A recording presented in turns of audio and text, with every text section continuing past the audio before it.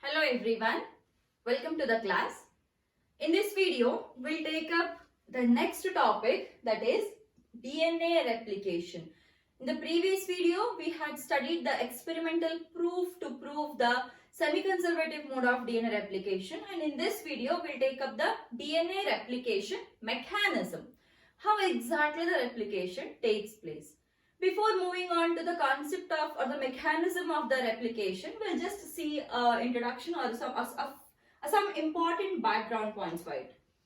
Where does the replication takes place, or in which phase of the cell cycle the replication takes place? See, a cell. Okay. So, what is a cell cycle? A cell cycle is the point from where the cell takes birth and then it replicates. A cell cycle is, if this is a point where I'm starting, this is a point where the cell has been originated, from its origin up to its replication where it can give one more cell. So that is called as the cell cycle. What are the phases of the cell cycle? So from this point to this point, there are various phases. The phases are, the first one is the, see, you might have studied, or there is one more chapter to study this. Here I am just giving a brief introduction so that in which phase of the cell cycle actually the DNA replication takes place. So now we have a first phase which is called as G1 phase. G1 phase. And then we have one more phase which is called as S phase. S phase. And then we have one more which is called as G2 phase. G2 phase. And then we have a M phase. This is M phase. This is M phase. This is G1 phase, S phase, and the G2 phase. However, from this G1 to G2, this is called as interphase. This is called as interphase, and this M phase, this is called as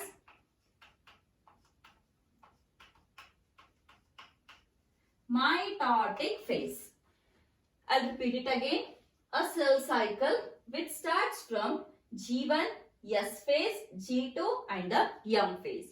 However, so here up to here, this is the G1. From G1 to here, this is the S phase, and then we have the G2 phase. However, from this to this, it is all the interphase. And this small gap which consists of the M phase, this is the mitotic phase. Now, where does the cell division takes place? Sorry, where does the DNA replication takes place? DNA replication takes place in the S phase of the interphase.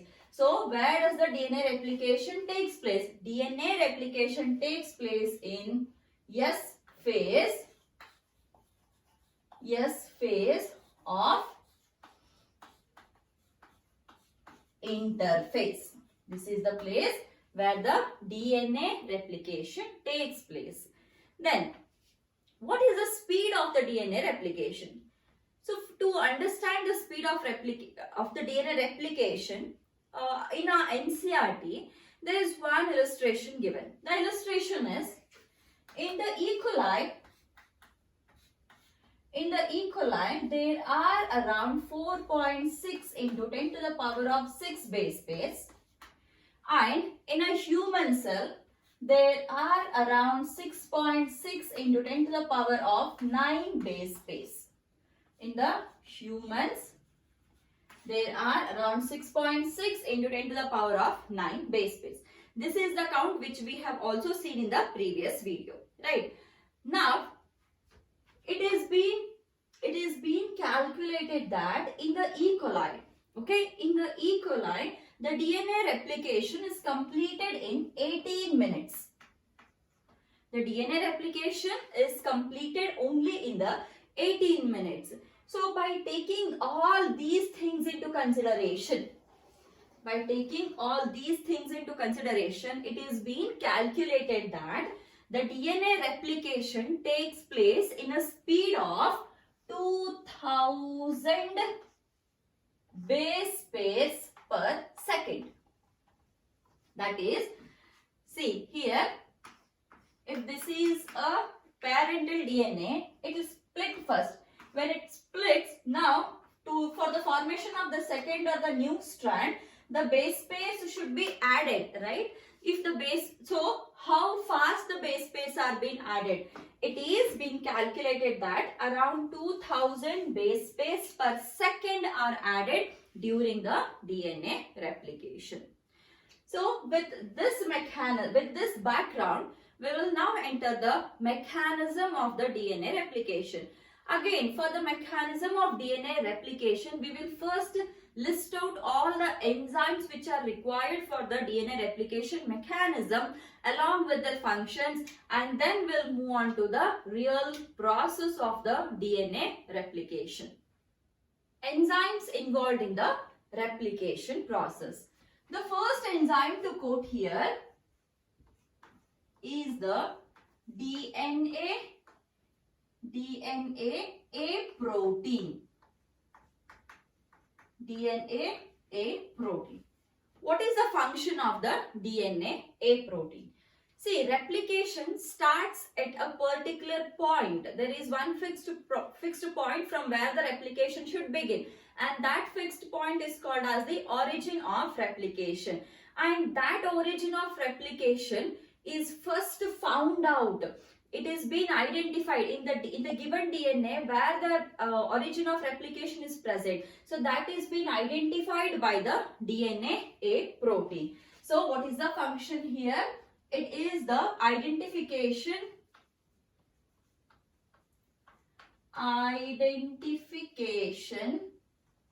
of oocyte. So that is the function.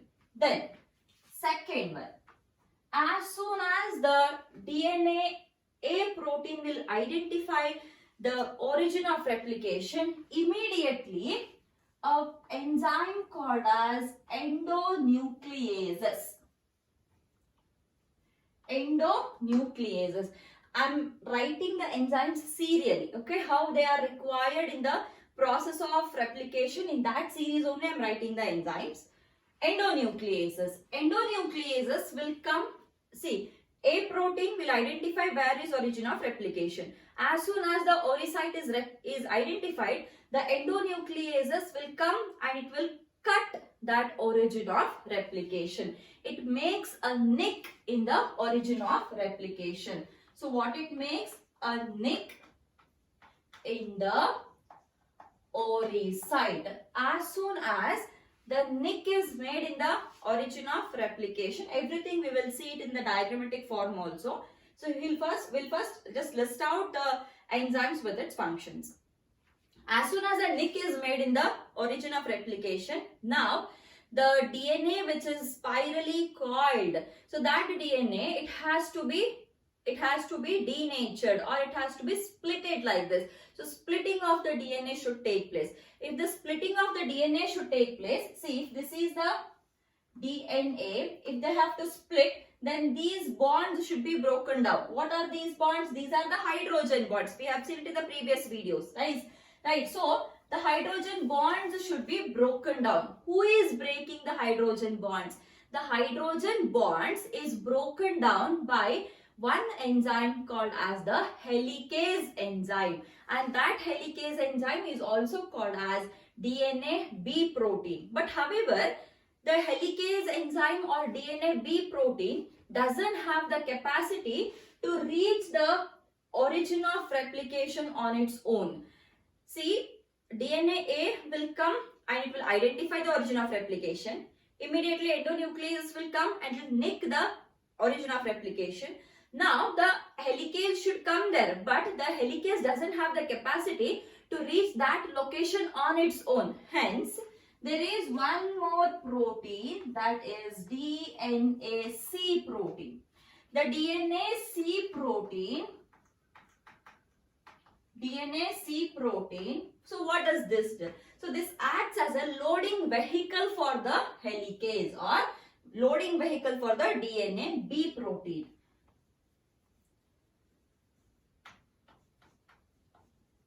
Loading vehicle for helicase. So the DNA-C will load the helicase and it will get the helicase to the origin of replication or to that particular or that specific location. That is the function of DNA-C protein. So then when the DNA-C protein along with the DNA-B will reach the specific location, now the activity of the helicase will begin. Helicase or DNA-B protein. DNA-B protein. The function is splitting of the DNA or unwinding of the DNA. Unwinding of DNA. See, as soon as the DNA is unwinded, see, it is spirally coiled like this. So the spirally coiled DNA, which is like coiled like this, it has to be open. It has to open and it has to drift apart like this. It has to come apart like this. When they come apart, the helicase will be moving up like this. As here it will break the hydrogen bonds and it will go up. So when it goes up, there are chances that down part it may again recoil like this. So once the helicase opens and breaks the hydrogen bonds, the DNA should not coil again. Hence, the DNA will be held together, will be held apart by some proteins which are called as SSB proteins. SSB proteins, that is single stranded binding proteins. Single strand binding proteins. So what they does, they usually hold the strands of the DNA apart. Hold the strands apart. So this is the job of the SSB proteins. After the SSB proteins, now actually the replication will begin. How the replication begins? See, there are two strands. Now, if the replication has to begin, it requires a reference strand. It requires a reference material, initiation material. And that initiation material is usually an RNA. For the DNA, this may seem to be confusing because for the replication of DNA, the reference material or the initiation material will be the RNA. How is that possible? So I'll explain that in the diagram form. Okay. So here we'll first write the enzyme name. It is RNA Primase. RNA Primase. So what this primase does is addition of primer. Addition of primer means the double-stranded DNA, when it is held apart and now the replication has to begin. So to start with the formation of a new strand, in the beginning for the new strand formation, there is a requirement of an initiation material, and that initiation material is called as a primer.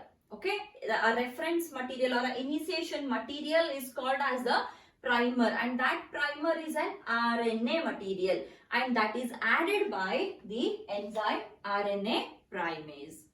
Then next one, after the RNA primase, then comes the important enzyme of the whole replication mechanism, that is DNA polymerase 3. DNA polymerase 3.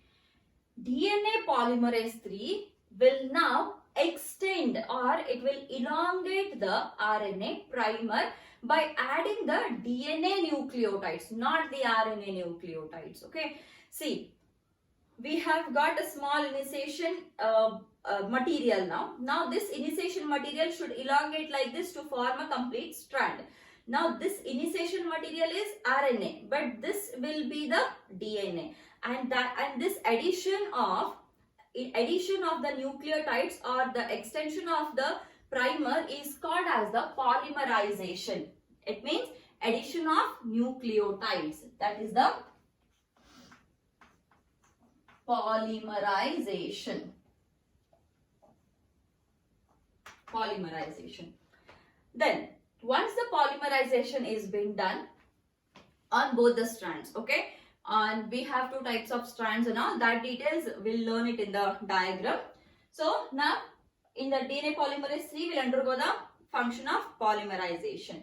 So after the polymerization, now there is one more enzyme which is very, very important.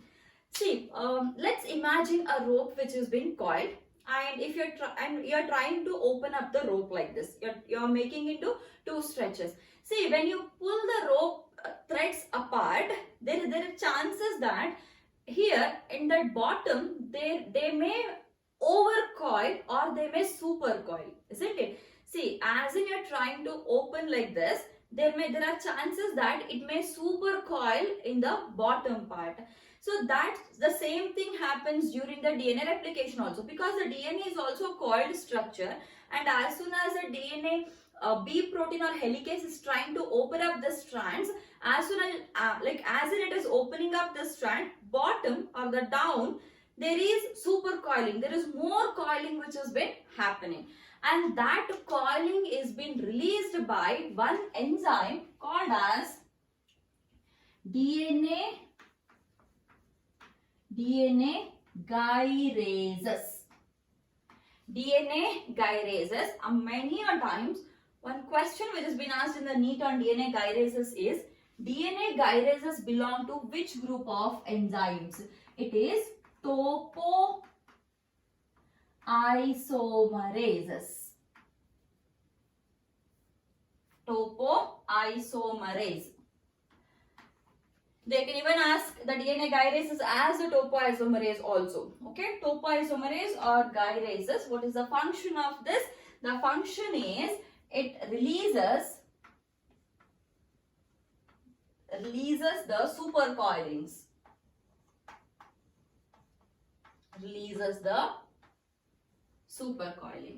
Then, how does it release the supercoilings? Supercoilings is released by cutting that strand there, release the complete strain and reattach it. So there are during the replication process, there are many chances that the fragments of DNA may get apart. They may be cut into fragments, and at the end of the replication process, those fragments have to be joined again. So to join the DNA fragments, we require one enzyme, that is DNA ligase.